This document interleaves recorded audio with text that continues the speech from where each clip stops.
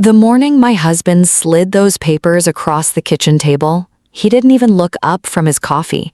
He just pushed them toward me like they were a grocery list, like 7 years meant nothing, like I meant nothing. And the worst part? I almost signed them right there. I almost let him win. My hands were shaking as I picked up that pen. My eyes were burning.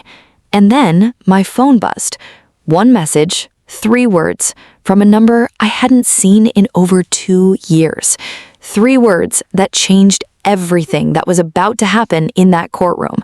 And I promise you, by the time this story is over, you are going to understand why the judge stopped everything, why the entire room went silent, and why my husband's lawyer asked for a recess and never came back. Stay with me, because this is not just a divorce story. This is the story of what happens when they underestimate a woman who has spent her entire life serving a country they don't even know she protected. My name is Rachel Calloway, and I am a colonel in the United States Army, but nobody in that courtroom knew that yet. Let me take you back to the beginning, because to understand what happened that day, you have to understand who I was before Marcus Calloway decided I was no longer worth keeping. You have to understand the girl who grew up in Fayetteville, North Carolina, right outside Fort Bragg, the girl who used to press her face against the chain-link fence and watch the soldiers run in formation before sunrise, their boots hitting the pavement in perfect rhythm, their voices rising in cadence songs that she memorized before she was 8 years old. My father was not military. He was a high school football coach who believed that women belonged in the bleachers, not on the field. My mother worked double shifts at the hospital and came home smelling like antiseptic and exhaustion. We were not rich. We were not connected. We had no family name that opened doors. What we had was a small brick house, a broken dishwasher, and a mother who told me every single night before bed, "Rachel, you are stronger than you think you are. You just have to prove it to yourself first." I carried those words with me for 32 years. I carried them through basic training when my drill sergeant screamed 2 inches from my face that I didn't have what it took. I carried them through Ranger School, through 2 deployments, through field operations that I cannot legally discuss even today. I carried them into that kitchen on a Tuesday morning in October, when my husband of 7 years told me to just sign the papers and make this easy for everyone. If you are new to this channel, welcome to The Quiet Colonel. I want you to hit that like button right now and subscribe if you believe that the quietest person in the room is sometimes the most dangerous one. We tell real stories here, stories about strength, about sacrifice, about what happens when people mistake silence for weakness. Now, let me get back to Rachel, because this story is just getting started. Marcus Calloway was the kind of man who walked into every room expecting applause. He was tall, broad-shouldered, with the easy confidence of someone who had never been told no in a way that stuck. I met him at a charity gala in Washington, D.C., 7 years ago. I was there in civilian clothes, a simple navy dress, no rank on my chest, no insignia on my collar. I was between assignments. I had just returned from a 13-month deployment that had taken things from me I will never fully get back. I was tired in a way that sleep cannot fix. And Marcus walked up to me with 2 glasses of champagne and a smile that felt like sunshine after a very long winter. He told me he was a real estate developer. He told me he built things. He said he loved women who were independent. He said he found strength attractive. I believed every single word. I was 30 years old. I had spent the better part of a decade in places that most people will never see on a map, and I wanted something that felt normal. I wanted someone who would be there when I came home. And for a while, Marcus was exactly that. He was attentive, he was warm, he remembered small things. The first 2 years of our marriage were genuinely good. I am not going to pretend otherwise. There were real moments of real happiness. Dinners that stretched until midnight, road trips where we sang badly to the radio, Sunday mornings where the whole world felt quiet and safe. I want to be honest about that, because the story of how a good thing turns bad is always more complicated than people want to believe. The problem started slowly. They always do. It began with comments about my schedule.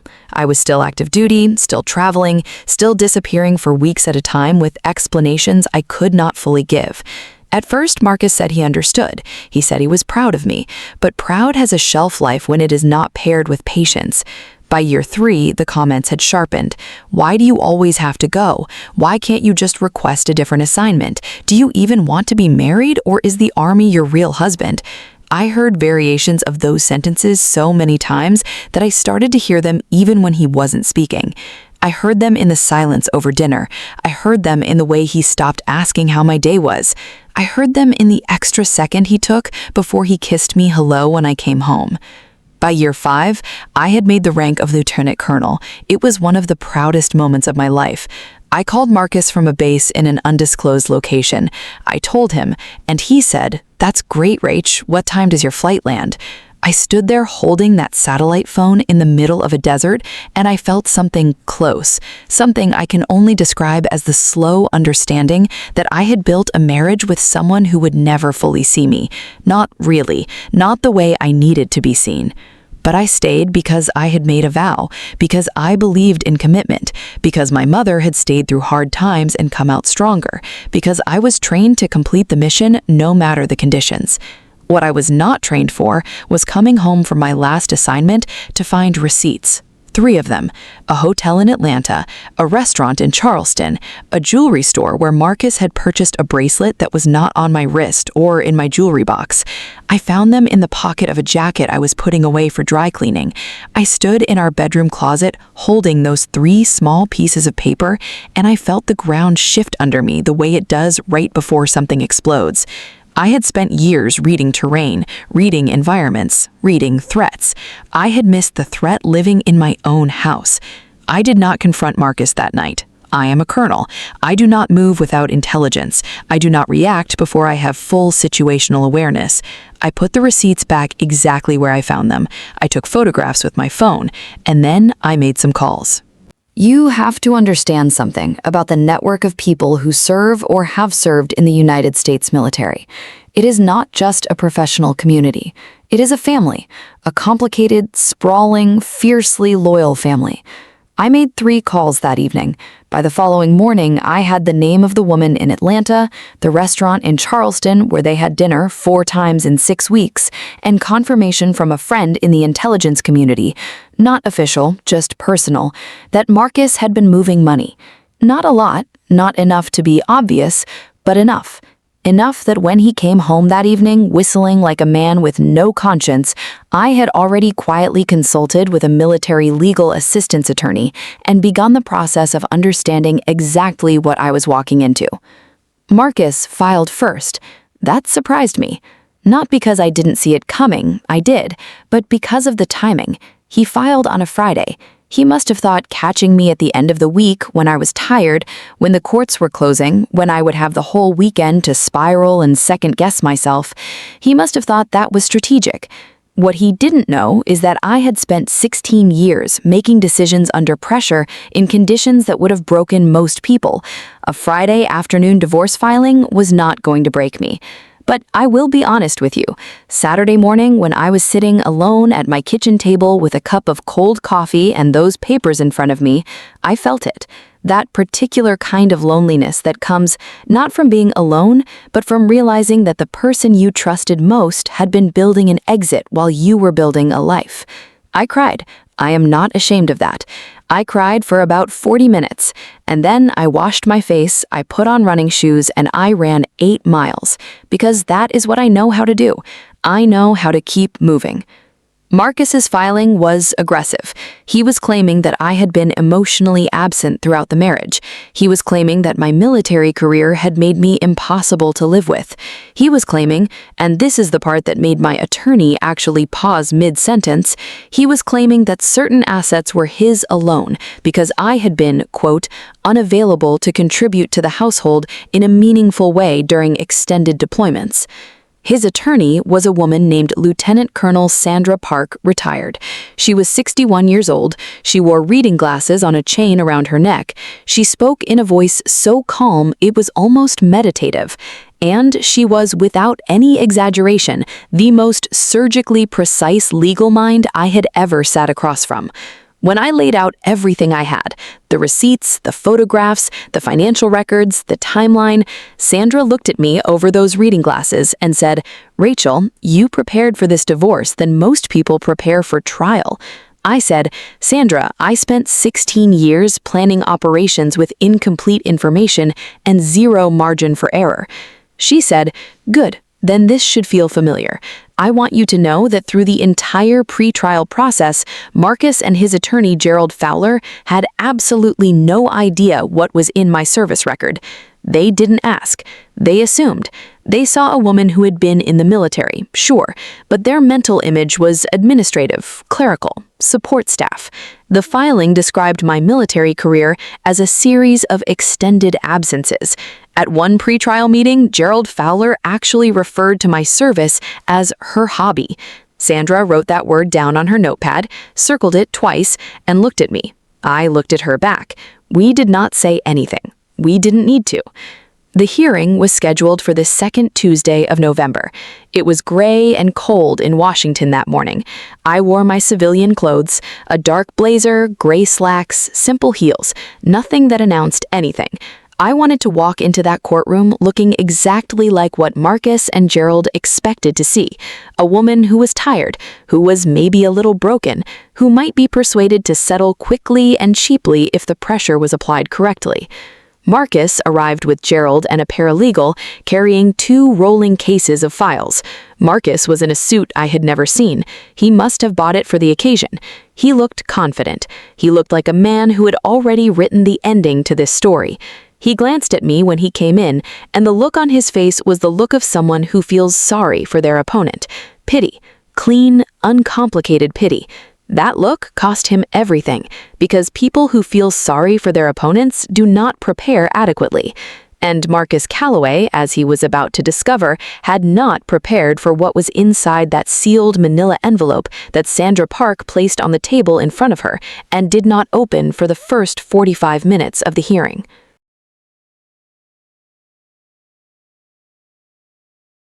The judge that morning was the Honorable Walter Edmonds. He had been on the bench for 22 years.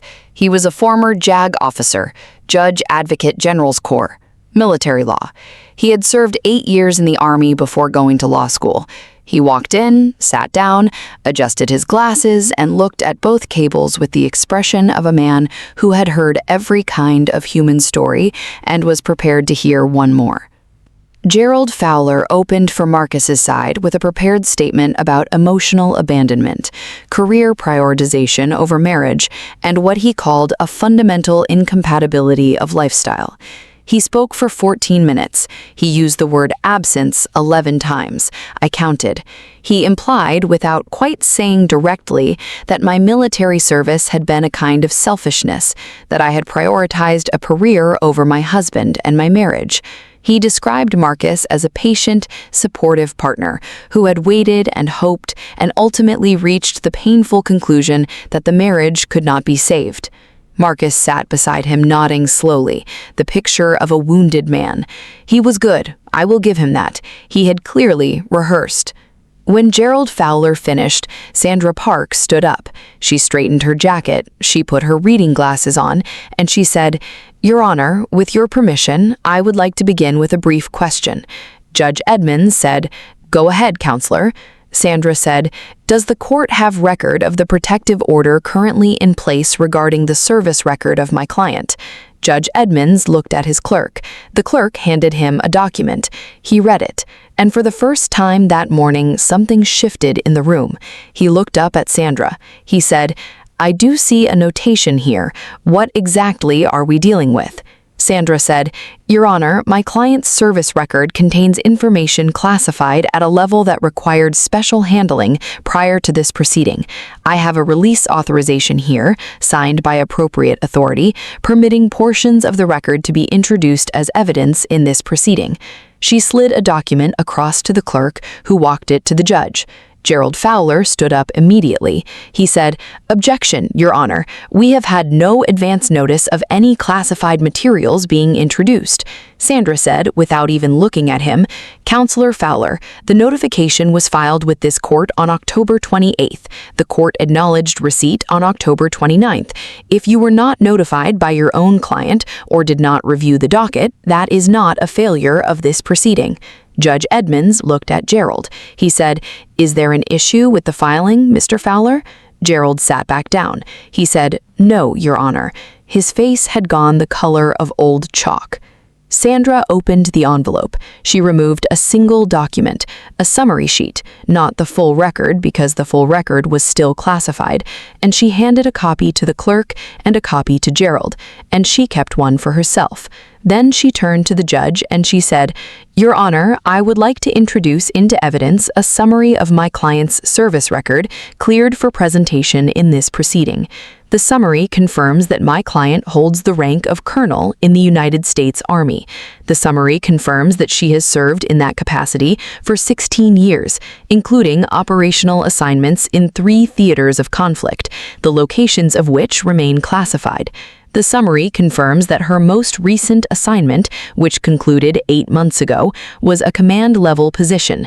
And the summary notes, Your Honor, please pay attention to this, the summary notes that during the periods identified in opposing counsel's filing as absences from the marital home, my client was not, as characterized, prioritizing a career over a marriage. She was, during those periods, commanding units in active operational environments in service to the United States of America." The room was completely silent. I looked straight ahead. I did not look at Marcus. I did not need to. Sandra continued. She was calm. She was always calm. She said, "Opposing counsel has described my client's service as, and I quote from his pretrial brief, a series of extended absences that demonstrated a pattern of emotional unavailability." She paused. She looked at Gerald Fowler. She said, "Your Honor, the opposing party's own attorneys used the word hobby in a pretrial communication to describe my client's military career. I have that communication here if the court wishes to review it." Gerald Fowler looked like he wanted the floor to open and take him down. Judge Edmonds looked at him over his glasses for a long moment. Then he looked back at Sandra. He said, "Please continue, Counselor." Sandra walked through the financial records next. Marcus had been moving money to a separate account, not a joint account, a personal account, over a period of approximately 14 months.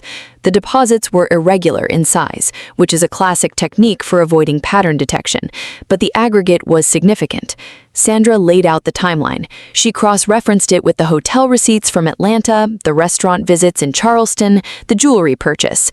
She did not editorialize, she did not raise her voice, she just presented the information the way you would present a military briefing, clearly, sequentially, with evidence at every step.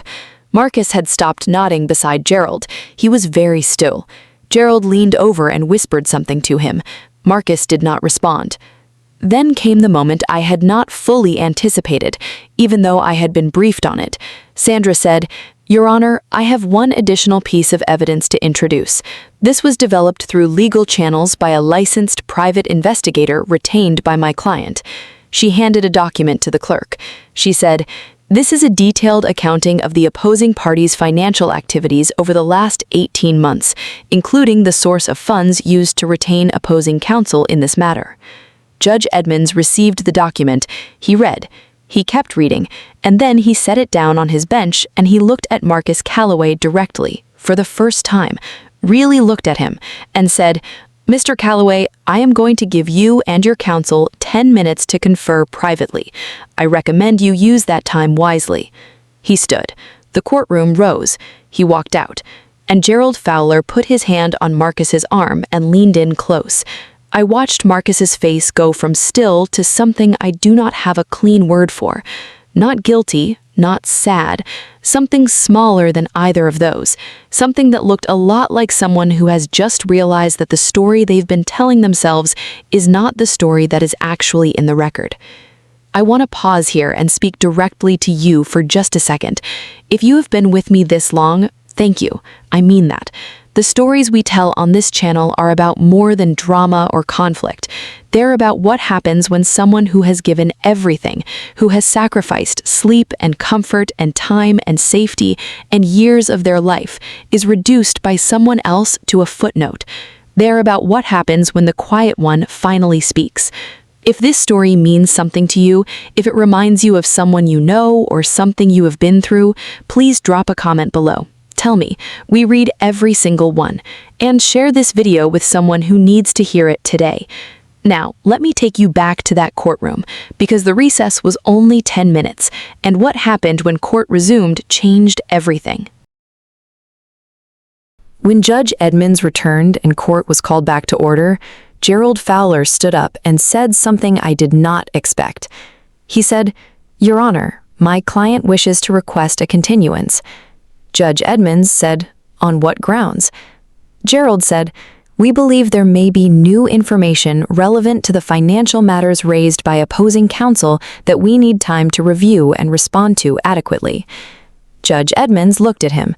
He said, "Mr. Fowler, you have had discovery access for 4 months. What new information are you referring to?" Gerald said, "Your Honor, certain financial documentation presented today was not made available to us during the discovery period."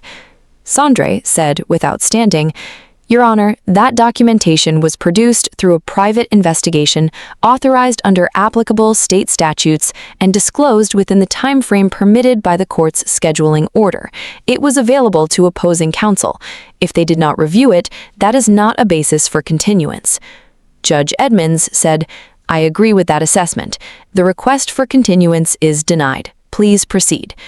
Gerald sat down. He and Marcus exchanged a look, and I recognized that look. I had seen it before, in very different circumstances, on the faces of people who have just realized they have run out of moves.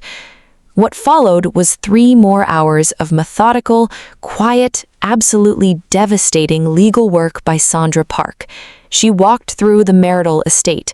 She walked through the contributions, financial, logistical, legal, that I had made to that marriage over 7 years, including during deployments when I was sending money home, managing finances remotely, maintaining accounts, paying bills, making decisions.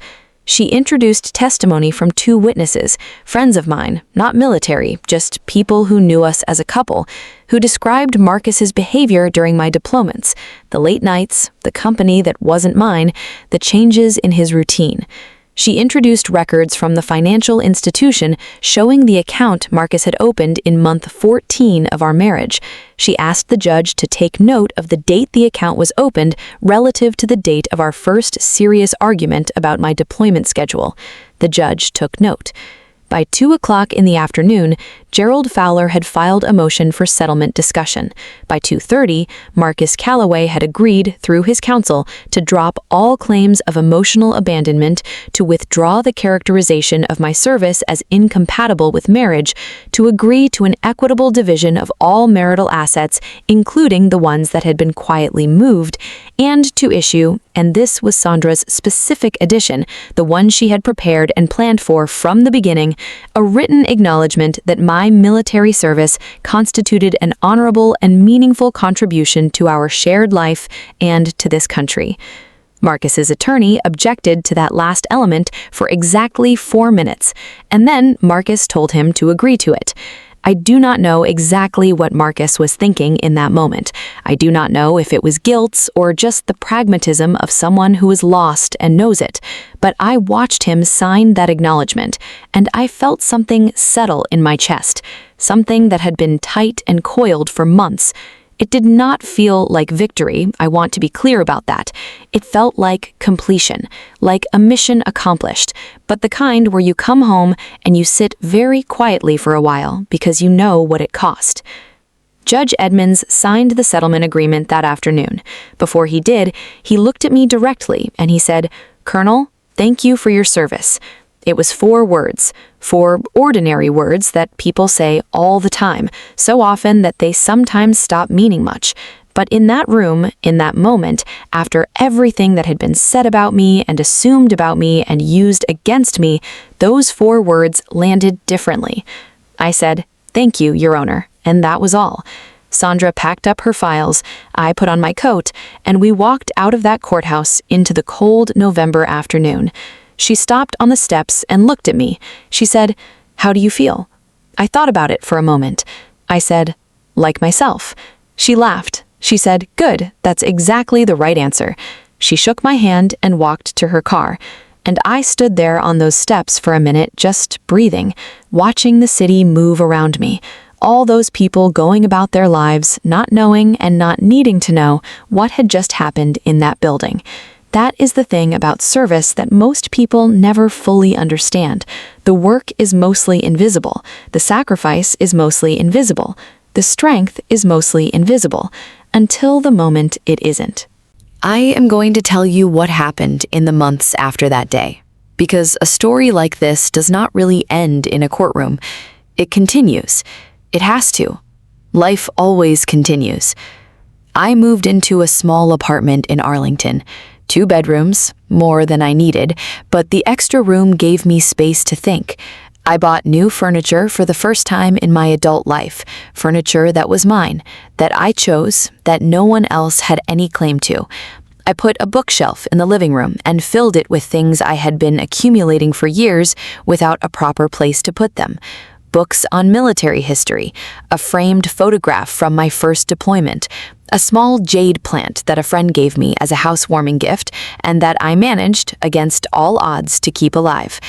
The apartment felt very quiet at first. I've spent a significant portion of my adult life in environments with constant noise. Engines, generators, radio traffic, the ambient sound of operations in progress. Silence is something I have always had to relearn, but I learned it. I sat with it. I let it be what it was. I took 3 months of leave. My commanding officer told me I had earned it and I should use it fully. I did. I drove down to North Carolina and spent 2 weeks with my mother. She was 63 now, still working part-time at the hospital, still rising before dawn, still the person I had always measured myself against in the best possible way. I told her what had happened, the divorce, the hearing, the outcome. I told her about Sandra, about Judge Edmonds, about the sealed file in the courtroom, and the 4 words at the end. She listened to the whole thing without interrupting. When she finished, she was quiet for a moment. Then she said, "Rachel, you know what I always told you." I said, "You told me a lot of things, Mom." She said, "The one about being stronger than you think." I said, "I know." She said, "Did you believe it today?" And I said, "I did." She nodded. She said, "Good." Then it worked. That night, she made the roast chicken she used to make when I was small, the one with the lemon and the herbs, and we sat at her kitchen table and we talked until midnight about everything and nothing, about her garden, about a TV show she was watching, about a neighbor's dog that kept getting into her flower beds. Normal things, beautiful, ordinary, completely normal things that I had sometimes gone years without.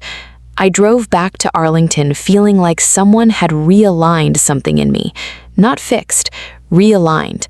There is a difference. I returned to duty 4 months after the hearing. My new assignment was stateside, a training and advisory role that used my operational experience without requiring the kind of deployment schedule that had defined my last decade. It was different. Adjusting to different is its own kind of work, but it is the good kind. I had an office with a window.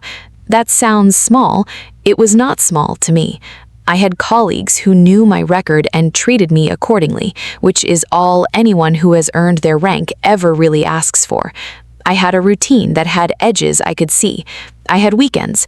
I started running again, not the 8 miles I ran the morning after Marcus filed, the running from pain that you do when you need your body to metabolize what your mind cannot process.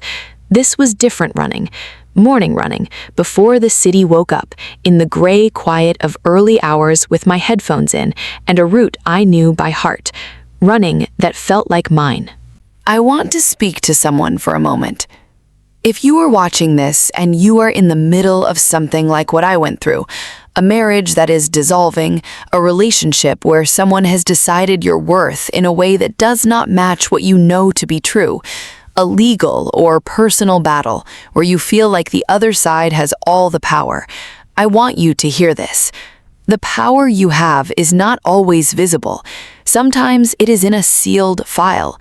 Sometimes it is in the record of what you have actually done versus what someone has said about you.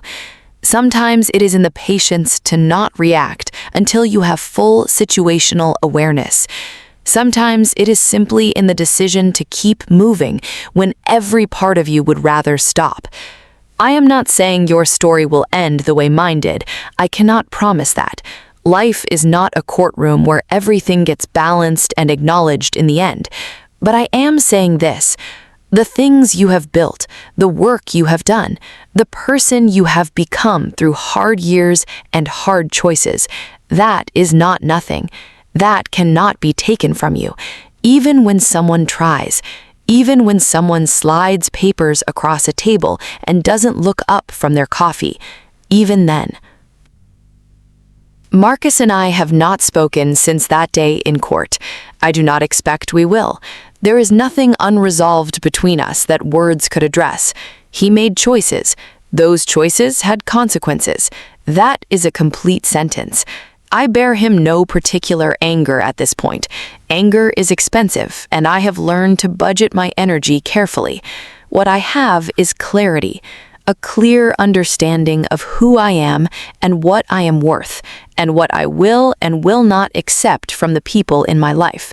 That clarity was hard-won, but I would not trade it. There is one more thing I want to tell you. About 3 months after the hearing, I received a letter. Not an email, an actual letter, handwritten on plain white paper. It was from Marcus's mother, a woman I had genuinely liked during our marriage, a woman who had been kind to me in the early years, who used to send me care packages when I was deployed, small things, cookies and chapstick and paperback novels, with notes that said she was proud to call me her daughter-in-law. The letter was short. It said, "Rachel, I don't know all that happened between you and Marcus, but I know who you are and what you have given. I am sorry that my son did not see it more clearly. I hope you find everything you deserve." She signed it with her first name, Eleanor. I read that letter sitting at my kitchen table on a Sunday morning, and I held it for a while. I did not cry, I just held it. And then I put it in the drawer where I keep things that matter, where I keep the photograph from my first deployment, and the citation from my last command, and a small folded piece of paper where my mother once wrote down those words she told me every night when I was small. "You are stronger than you think you are. You just have to prove it to yourself first." Those things are in that drawer together now. They keep good company. If you have been here with me for this whole story, thank you. I mean it deeply. This channel exists because people like you show up and stay. Please take a moment right now and leave a comment below. Tell me what part of this story stayed with you. Tell me if it reminded you of something in your own life. Tell me what you want to hear next. Every single comment matters to us. And if this story moved you, if it made you feel something, please share it. Share it with someone who is fighting a quiet fight right now. Share it with someone who needs to be reminded that the record speaks for itself eventually, that the truth has a way of being read aloud in the right room at the right time. We are the quiet kernel. We tell the stories of people who served, who sacrificed, who were underestimated, and who, in the end, made the room go silent. Thank you for watching. We will see you in the next one.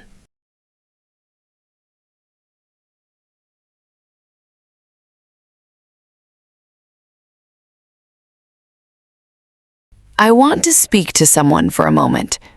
If you are watching this and you are in the middle of something like what I went through, a marriage that is dissolving, a relationship where someone has decided your worth in a way that does not match what you know to be true, a legal or personal battle where you feel like the other side has all the power, I want you to hear this. The power you have is not always visible. Sometimes it is in a sealed file. Sometimes it is in the record of what you have actually done versus what someone has said about you. Sometimes it is in the patience to not react until you have full situational awareness. Sometimes it is simply in the decision to keep moving when every part of you would rather stop. I am not saying your story will end the way mine did.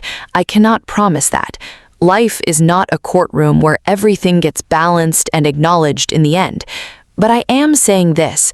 The things you have built, the work you have done, the person you have become through hard years and hard choices, that is not nothing. That cannot be taken from you, even when someone tries, even when someone slides papers across a table and doesn't look up from their coffee, even then. Marcus and I have not spoken since that day in court. I do not expect we will. There is nothing unresolved between us that words could address. He made choices. Those choices had consequences. That is a complete sentence. I bear him no particular anger at this point. Anger is expensive, and I have learned to budget my energy carefully. What I have is clarity, a clear understanding of who I am and what I am worth, and what I will and will not accept from the people in my life. That clarity was hard-won, but I would not trade it. There is one more thing I want to tell you. About 3 months after the hearing, I received a letter, not an email, an actual letter, handwritten on plain white paper. It was from Marcus's mother, a woman I had genuinely liked during our marriage, a woman who had been kind to me in the early years, who used to send me care packages when I was deployed, small things, cookies and chapstick and paperback novels, with notes that said she was proud to call me her daughter-in-law. The letter was short. It said, "Rachel, I don't know all that happened between you and Marcus, but I know who you are and what you have given. I am sorry that my son did not see it more clearly. I hope you find everything you deserve." She signed it with her first name, Eleanor. I read that letter sitting at my kitchen table on a Sunday morning, and I held it for a while. I did not cry, I just held it.